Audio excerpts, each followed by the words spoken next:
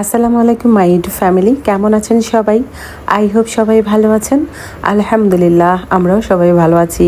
My village life Ayesha চ্যানেলে সবাইকে স্বাগত বলছি ঢাকা থেকে। দূরেও কাছে যে যেখান থেকে দেখছেন প্রত্যেককে জানাচ্ছি আন্তরিক শুভেচ্ছা ও অভিনন্দন। নতুন একটি ভিডিও নিয়ে আসলাম আপনাদের মাঝে। যদি ভালো লাগে চলুন কিছুটা পথ আমার সাথে।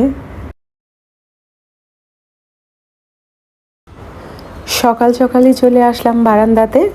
এক গাদা মাছ নিয়ে। বাইলা মাছ আমার যেমন পছন্দ, কিন্তু কাটাটা ঝামেলা লাগে বরাবরের মতোই।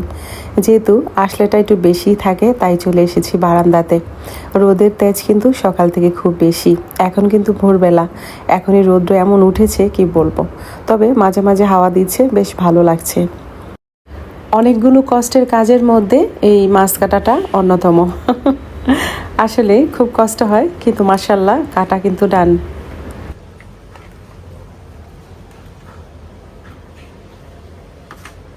খুব একটা ভালো করে ধুবো না, শুধু হুইল পাউডার দিয়ে সামান্য জায়গাটাই পরিষ্কার করব। আজকে যেহেতু অনেকটাই ডিপ ক্লিন করব বারান্দাটা, তার সাথে সাথে পাখির জন্য উঁচু করে একটা মাচা করব। সেই ভিডিওটা থাকবে আজকে, আশা রাখছি আপু ভাইদের ভালো লাগবে। যেহেতু লম্বা একটা সময় যাবে, তাই মাছটা ভেজে একবারে রেখে দিব, যেন সন্ধ্যার সময় রান্না করলেও নষ্টটা না হয়। এরই মধ্যে ভাত, ডাল আর মাছের মুড়ি ঘন্ট, সাথে হলো কাসকি মাছ। গত ভিডিওতে রান্না করেছিলাম, বাকিটা যেটা ছিল সেটা এখন রান্না করে নিলাম।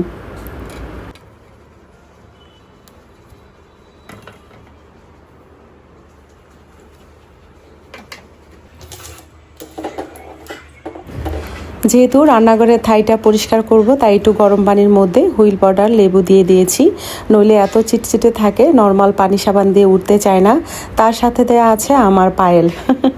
আসলে এই ধরনের ক্লিনজার দিয়ে যেহেতু পায়েল টায়েল ক্লিন করি, তো আজকে অপশন আছে, তাই পা থেকে খুলে পাতিলে দিয়ে রেখেছিলাম। যাকে বলে এক ঢিলে দুই পাখি। কাঠের খুন্তির সাহায্যে জায়গাগুলো পরিষ্কার করে নিচ্ছি, অনেকটা দূর যেখানে আমার হাত যাচ্ছে না আসলে। তো পরপর স্টেপ বাই স্টেপ কাজগুলো করছি। গরম পানি যেহেতু দিয়েছি ফার্স্টে, এত সুন্দর ক্লিন হচ্ছে মাশাআল্লাহ। হতে পারে, আপনারা কিছু মনে করবেন না, একটু মানিয়ে নিন। আর এই তো দেখেন বেডরুমটা গুছানো আমার ডান আলহামদুলিল্লাহ। পাশাপাশি টপগুলো রেখেছি, মাশাআল্লাহ কি যে সুন্দর লাগছে।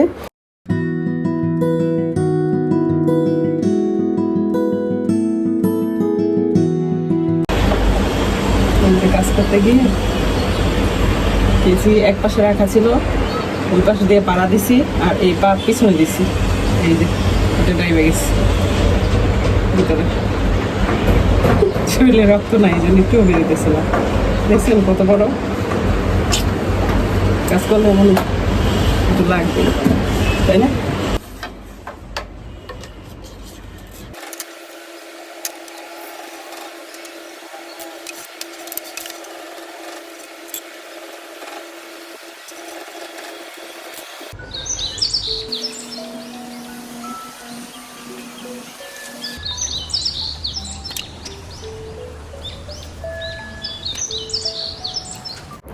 আলহামদুলিল্লাহ, মনে মনে যেভাবে ভেবেছি সেভাবেই কাজটা করেছি।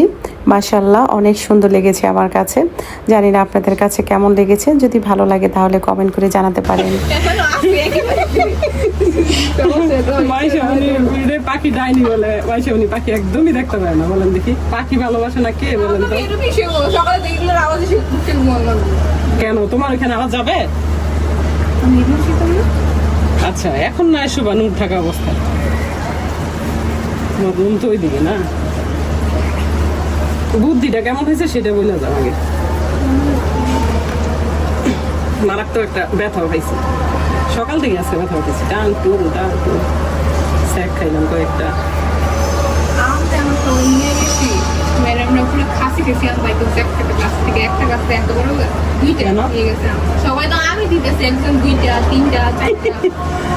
এবার ম্যাডামরা বাসায় যায় খাবে,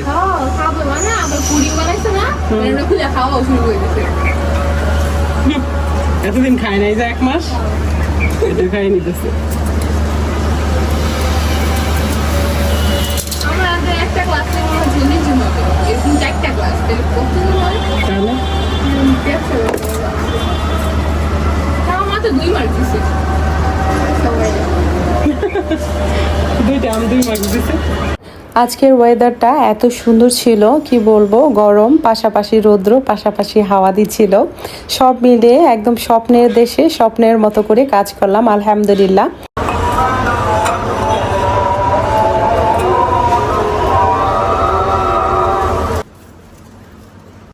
অনেক দিন আগেই অর্গানিক ফার্টিলাইজারটা এনে রেখেছি, কিন্তু সময় সুযোগ হচ্ছিল না, তাই দিতে পারছি না। আজকে সারটাও দিয়ে নিব, আর তার আগে মাটিগুলো একটু আলগা আলগা করে নিয়েছি। তাতে কি হবে, সারটা ভেতরে সুন্দরভাবে মিশে যাবে। তারপর তো অল্প অল্প করে পানিও দিয়ে দিব, আর যেহেতু ডিপ ক্লিন করব তার জন্য মূলত সারটা এখন দিচ্ছি।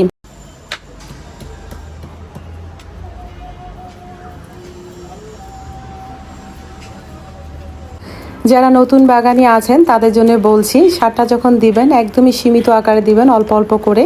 সব কিছুরই ব্যাপার আছে, আমরা যেমন বেশি খাবার খেলে বমি চলে আসবে, ঠিক গাছেরও বেশি খাবার খেলে তাদের ক্ষতি হয়, তো সেটা বুঝতেই পাচ্ছেন। আর যারা সবসময় বাগানি তারা তো জানেনই সবটা। আর যারা নতুন আছেন আরেকটা জিনিস খেয়াল রাখবেন, পানি কিন্তু অল্প অল্প এখন ইউজ করবেন, আর মাটিটা একদম শুকনো হওয়ার পরেই কিন্তু সারটা ইউজ করবেন খুঁচিয়ে। একদম ভেজা গাছে কখনোই সার দেবেন না, তাহলে আসলে গাছ নিতে পারে না। অনেকেই আছেন কাজ বাজ শেষ হওয়ার পর সেই সব কাজগুলোই দেখিয়ে থাকেন ভিডিওর সৌন্দর্যের কারণে, কিন্তু কি করব, আমি আদাসে মাজবুর আমি তো এইসব কাজ করে ইউজ টু বলেন। আমি সব কিছুই ক্লিন করতে পছন্দ করি, তো আপু ভাইয়াদের অবশ্যই দেখানো উচিত আমি নিজে এগুলা করি, নট কাজের মানুষ। ওদের দিয়ে এটা করাই না, আমি নিজে এইসব করি ভালোবেসে। আর আমি যখন গ্রামে ছিলাম তখনও আমার গাছের জন্য এক্সট্রা করে কোনো মানুষ আমি রাখিনি। এখন অবশ্য ঠেকাবশত একটা দারোয়ান আছে, উনি দেখাশোনা করছেন, আমি ডিরেকশন এখান থেকে দিয়ে দিই।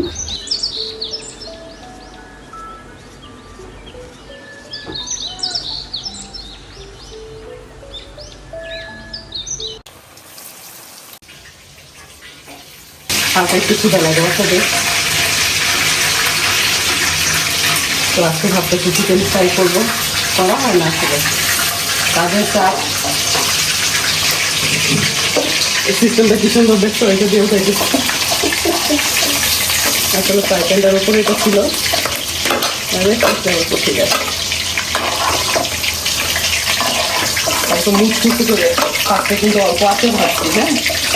তারপরে সালাদ আসার জন্য মাথা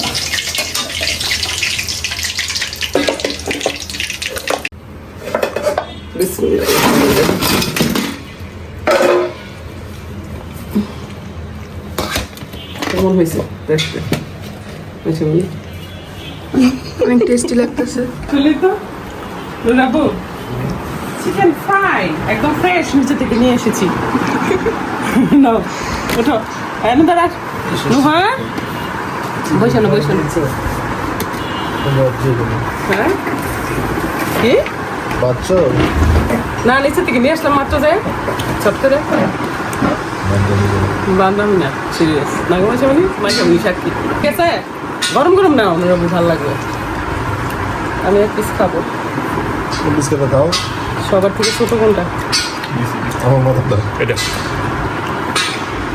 তুই ফেলছিস না, তুই ফেলতি না, এটা তো আমি সারা জীবন ফেলছি, তুই কি করবি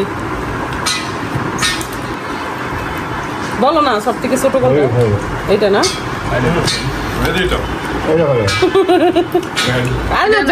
এইটাই। আরে না ছোট আমি খাই না, আমি গাটা আমার ভাবা তো দশ হয়েছি,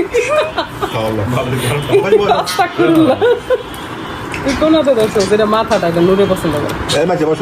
জানি অনেকেই চলে গিয়েছেন, সকালবেলা দেখেছেন যে মাছগুলো আমি কেটেছি, সেই মাছটাই এখন রান্না করব, মানে বাইলা মাছ। তো আমার পছন্দের প্রিয় মাছ।